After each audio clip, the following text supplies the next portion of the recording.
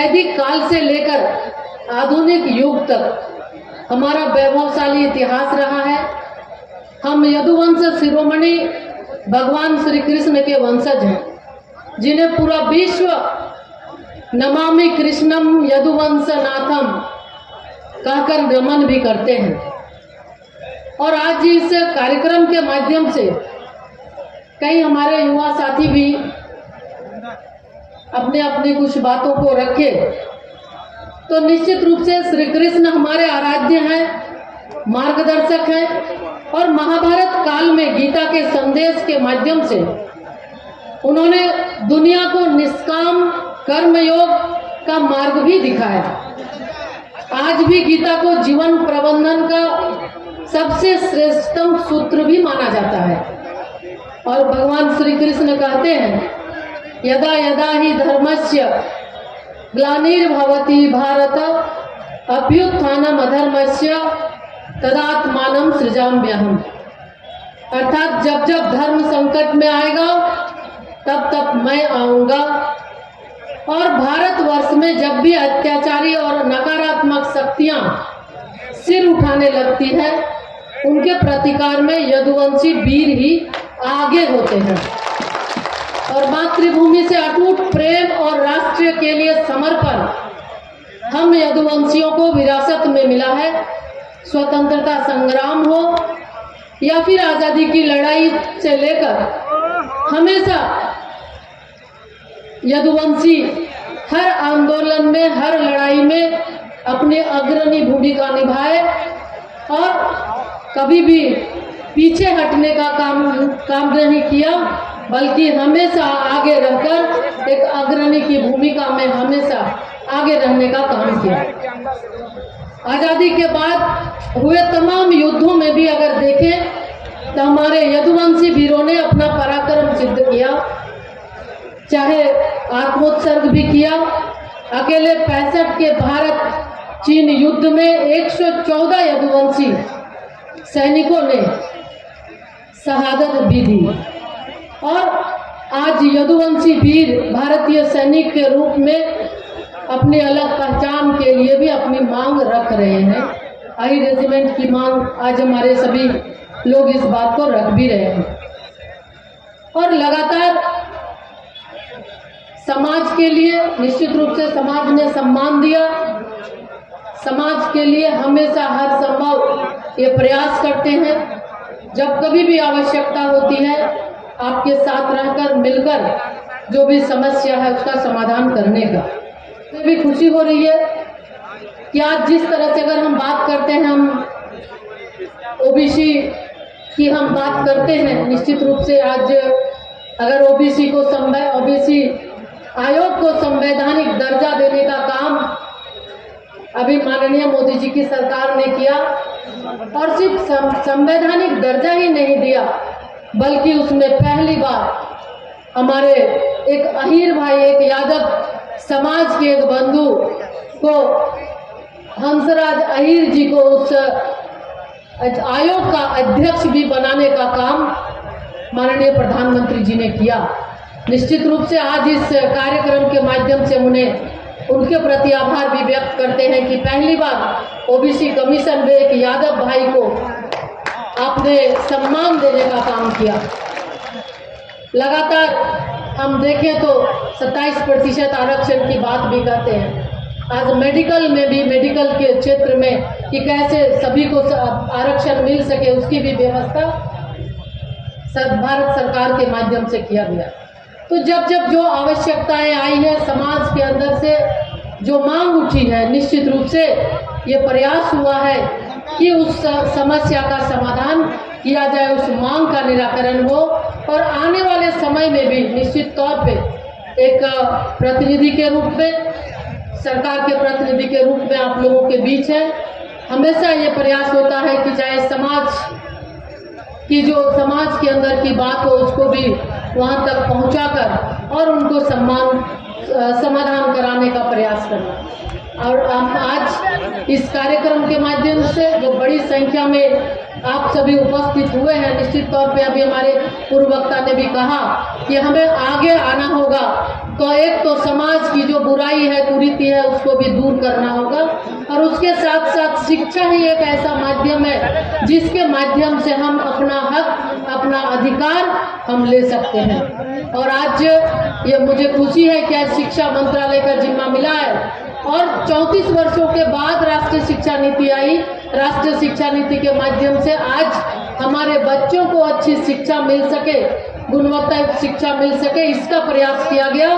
क्षेत्रीय और भारतीय भाषा में पढ़ाई की बात की गई और आज हिंदी मीडियम और अन्य भारतीय भाषा में मेडिकल और इंजीनियरिंग की पढ़ाई भी शुरुआत हो गई है, ताकि चतरा जैसे सुदूरवर्ती क्षेत्र के हमारे बच्चे जो अंग्रेजी माध्यम से अगर नहीं पढ़ पाते हैं, जो प्रतिभाशाली बच्चे हैं, जो समाज के बच्चे हैं, मेहनत करते हैं, परिश्रम करते हैं, उन्हें भी वो भी वंचित न रहे, उन्हें भी शिक्षा मिल सके, वो भी मेडिकल और इंजीनियरिंग की पढ़ाई कर सके, इसकी भी व्यवस्था भारत सरकार के माध्यम से की गई है।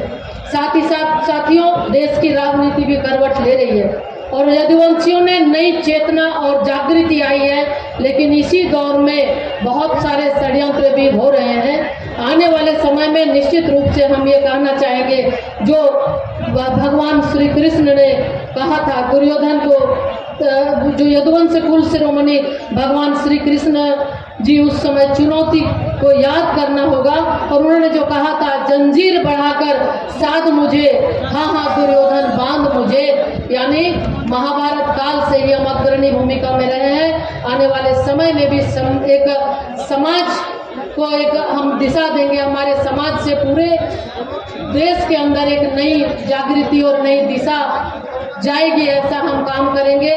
समाज की जो बुराई है, जो कुरीति है, उसको भी हम दूर करने का काम करेंगे और निश्चित रूप से शिक्षा के माध्यम से हम अपने लोगों को आगे बढ़ाने का काम, और हर एक क्षेत्र में हमारे लोग आगे बढ़े, वो शिक्षा के माध्यम से वो बढ़े, ये हम सब प्रयास करेंगे। और इन्हीं बातों के साथ जो आज मुख्य रूप से जो मांगे उठी हैं, निश्चित तौर पे इस मांग को भी हम, चाहे अहिर रेजिमेंट की बात रही हो या फिर अन्य, निश्चित तौर पे इस बात को आगे हम माननीय प्रधानमंत्री जी तक, सरकार तक जरूर पहुंचाएंगे। बहुत बहुत धन्यवाद के साथ आप सभी का, उतने बड़ी संख्या में यहाँ पे उपस्थित हुए, फिर से दूर दूर से आए हुए सभी सम्मानित साथियों का, माताओं बहनों का हम अपनी ओर से आभार, स्वागत, वंदन, अभिनंदन करते हैं। हमारे प्रदेश अध्यक्ष जी पीताम्बर दास जी को और उनकी पूरी टीम को, और साथ ही साथ आज इस कार्यक्रम में लगे पूरी टीम को हम अपनी ओर से आभार व्यक्त करते हैं कि बहुत अच्छे ढंग से आप लोगों ने पूरा सहयोग किया, एक जगह लोगों को इकट्ठा कर अपनी बात रखने का और एकजुटता दिखाने का जो प्रयास किया है, इसके लिए आप सब बधाई के पात्र हैं। बहुत बहुत धन्यवाद। जय हिंद, भगवान श्री कृष्ण की जय। आतंकवादी हमला होता है तो हमारे यादव अदुवंशी जवान अपने छाती पे गोली खाते हुए संसद भवन का गेट लगाने में कामयाब होते हैं और 525 संसद का जान बचाने में हमारे अदुवंशी भाइयों का अहम भूमिका रहा। अगर आज पाकिस्तान से लोहा लेना है तो सरहद पे हमारे अदुवंशी भाई अपने जान का बाजी लगाते हैं। अगर बांग्लादेश से लोहा लेना हो तो हमारे अदुवंशी भाई अपने छाती में गोली खाते हैं। हम तो अपने हक मांग रहे हैं और हक मांगना कोई गलत नहीं है। जब सिख रेजिमेंट आप दे सकते हैं, गोरखा रेजिमेंट आप दे सकते हैं, तो फिर अहिर रेजिमेंट क्यों नहीं? अपने हक के लिए लड़िए और अपने हक को पहचानिए। जिस दिन आप अपने हक को समझ जाएंगे तो आप अपने अधिकार को छीन करके ले आएंगे। हम आप लोगों से कहना चाहेंगे कि इस लड़ाई को अगर हमारा हक इस मंच से नहीं मिला तो बिल्कुल हम लोग ट्रेन भर भर के दिल्ली के लिए रवाना होंगे और जंतर मंतर पे हम लोग धरना देंगे और अपने हक को हासिल कर लेंगे। ये मेरा कहना है आप लोगों से। और विशेष करके मैं अपने समाज से कहना चाहूंगी कि अपने निजी स्वार्थ में समाज को बदनाम मत कीजिए, संगठित रहिए, एकजुट रहिए। जिस दिन आप संगठित हो जाएंगे, एकजुट हो जाएंगे, उस दिन खुद आपको अपना हक मिल जाएगा।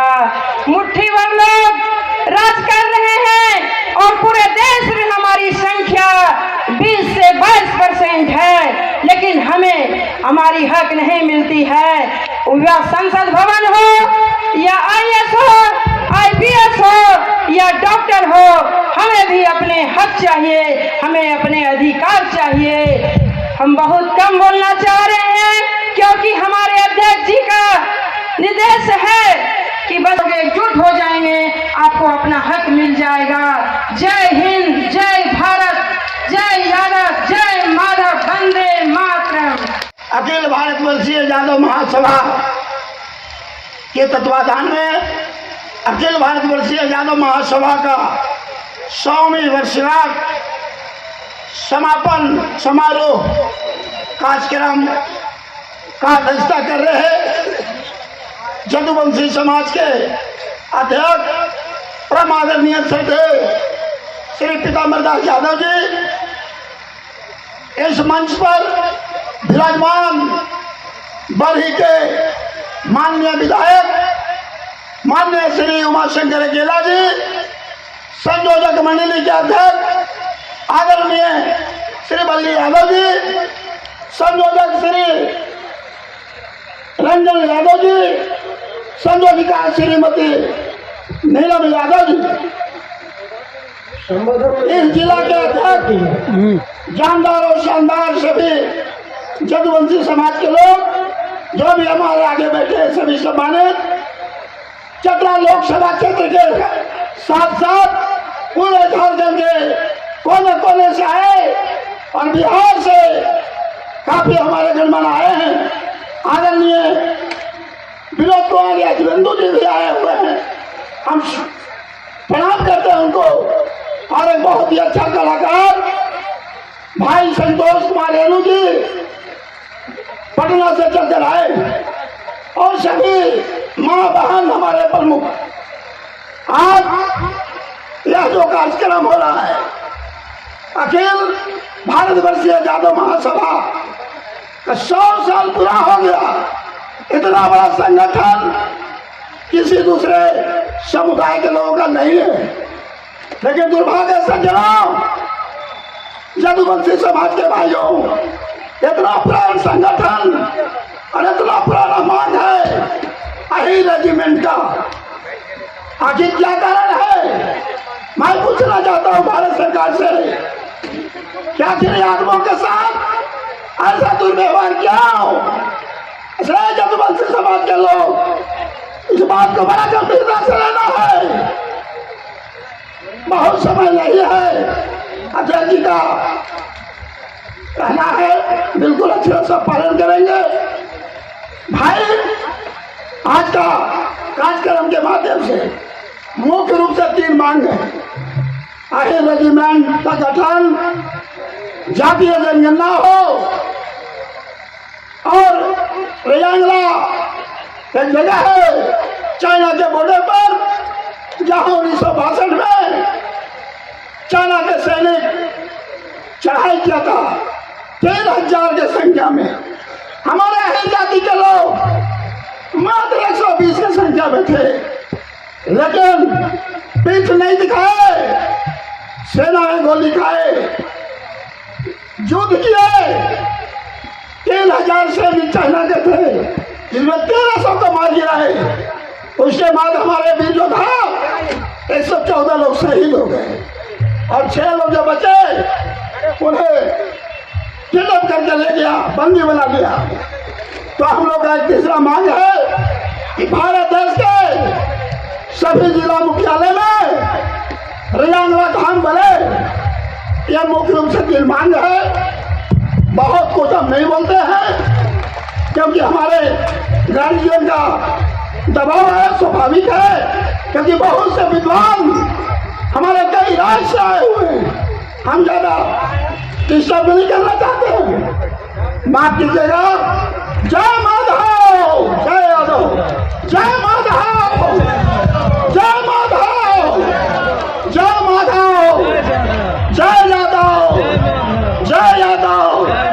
अही रेजिमेंट, अही रेजिमेंट, रेजिमेंट प्रणाम